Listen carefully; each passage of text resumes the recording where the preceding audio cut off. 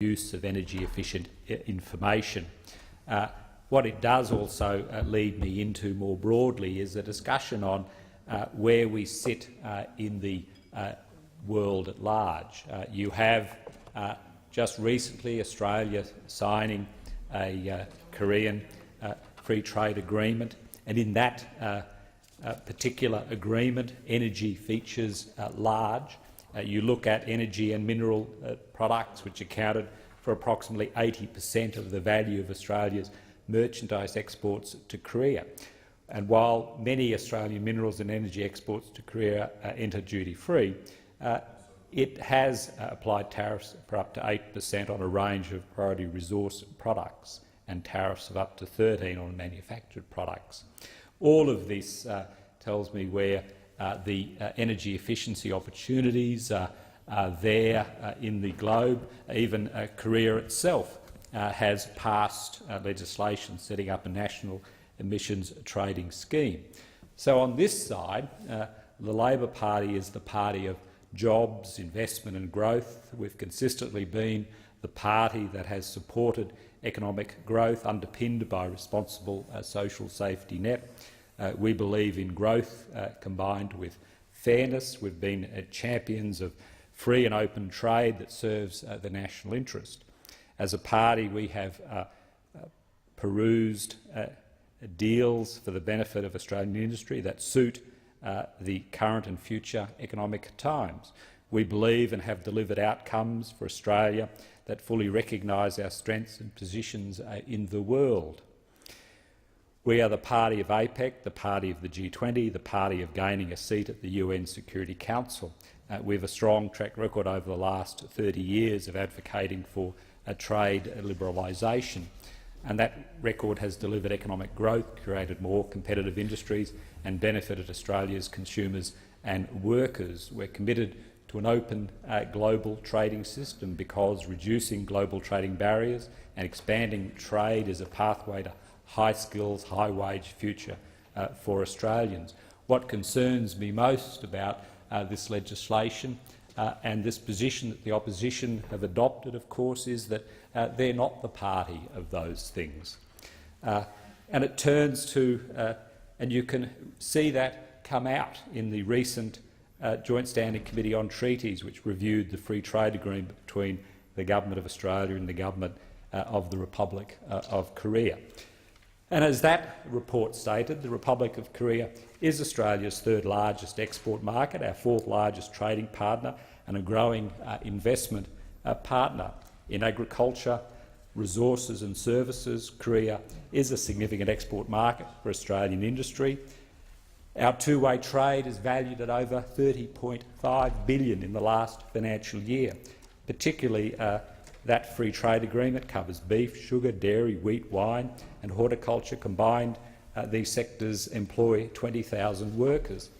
But what we have is a government that doesn't want to support opportunities in energy, in where we can have programs designed to address market failures relating to the availability and use of energy efficiency information.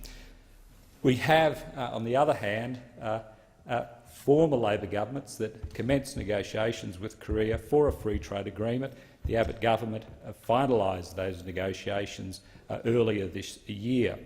The role, of course, of the Treaties Committee, apart from the debate today, is to assess the national interest of free trade agreements, and there is, of course, a reasonable role for scrutiny and assessment of the claims and the quality of any agreement signed in Australia's name.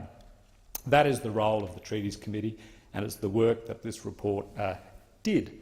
The current state of play with Korea is a story of tariff walls and increased competitive disadvantage, but they have moved on admissions trading scheme. The regulation impact tabled with the FTA shows agricultural tariffs with Korea at an average of 53.6%, and Australian exporters to Korea are facing stiff competition with other countries. The European Union, United States, ASEAN Group and Chile all have preferential arrangements in place with the Republic of Korea. New Zealand and Canada are close to concluding their own arrangements. New Zealand and Canada, as I said, the Centre for International Economics puts Australia's potential disadvantage with an FTA at a reduction of 5% of exports by 2030. Under this agreement, tariffs will be zeroed on 84% of imports from Australia to Korea immediately and rising to 95.7% of Australia's imports in 10 years. The Korean FTA is an important vehicle for Australia's beef producers, both farmers and meat processing companies. The United States already has an FTA with Korea, which gives American beef producers significant tariff cuts in the Korean market. And those tariff cuts will grow over coming years. This means Australian beef producers risk being placed at a competitive disadvantage against their American counterparts in Korea. And of course, that's a problem that this government has failed to recognise that it can also occur in other areas, such as here, where energy is so important. The Korean-Australian FTA will address this problem, but not the root cause of how this government doesn't address energy efficiency. It will help improve the Australia's industry competitive position in the Korean market by significant reductions in Korean tariffs on Australian beef. The challenge, of course, for Australia is to decide whether to accept higher tariffs and less market access and disadvantage to other trading partners, or to strike a deal in the national interest. Whilst forming the view that this is in the national interest to have a Korean FTA, however, there is a legitimate role for criticism, as there are real concerns with the treaty.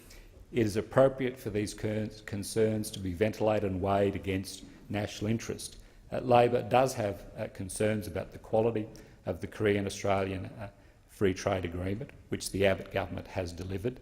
There are two areas of concern to note: intellectual property rights and the inclusion of investor-state dispute settlement provisions. Rightfully, the report highlights the ongoing concern of the inclusion of intellectual property rights in the FTA. The Productivity Commission has raised this issue as well, noting that, and I quote, "Any IP provisions are proposed for a particular agreement should only be included after an economic assessment of the impacts, including on consumers in Australia and partner countries." End of quote. This is sound advice, and the majority report notes this concern. And I want to credit the report of Mr Tim Watts in this area of the inquiry and highlighting the importance of the issue in that particular report. The most significant and contentious issue raised by this free trade agreement is the inclusion of investor-state dispute settlement mechanism, known as an ISDS clause. I acknowledge that there are legitimate concerns with ISDS provisions, and at the outset these need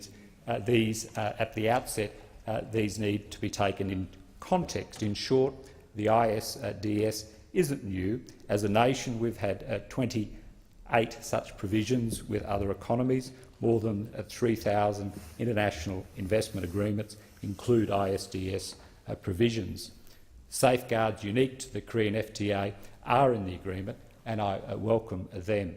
For its part, Labor does not believe the ISDS provision should be included in Australia's free trade agreement. That was our position in government. However, the government's position is that ISDS clauses should be considered on a case-by-case basis. This agreement, as the report noted, includes carve-outs for public welfare, health, culture and the environment. And I understand that agriculture sector are positive or at least neutral in the addition of such clauses. The report detailed correctly the arguments for concern on ISDS clauses. The European Parliamentary Research Service has examined this issue in some detail, and I note that in 2012 there was the highest level of treaty-based disputes registered, and it is a growing trend of increased disputes. The European Parliamentary paper further highlights ISDS concerns of transparency, independence and impartiality, costs and the chilling effect on state regulatory powers. Of course, in the alternative, the United Nations has drafted models for reform that include boosting transparency measures, establishing powers within the International Investment Court to handle matters and instituting appeal mechanisms. The United Nations Conference on Trade and Development have stated challenges posed by today's investor-state dispute settlement regime create momentum for its reform. Further, it states that the proliferation of ISDS under international investment agreements show the importance that this mechanism has gained, but it also increasingly reveals that there are a number of problems. It is a stated fact that the Korean government wouldn't sign the agreement without an ISDS mechanism, and so it appears here in the Korean Free Trade Agreement. But noting all of the legitimate and real concerns, the question still stands: if the agreement is in the national interest. The majority report recommendation demonstrates where the committee landed on that question.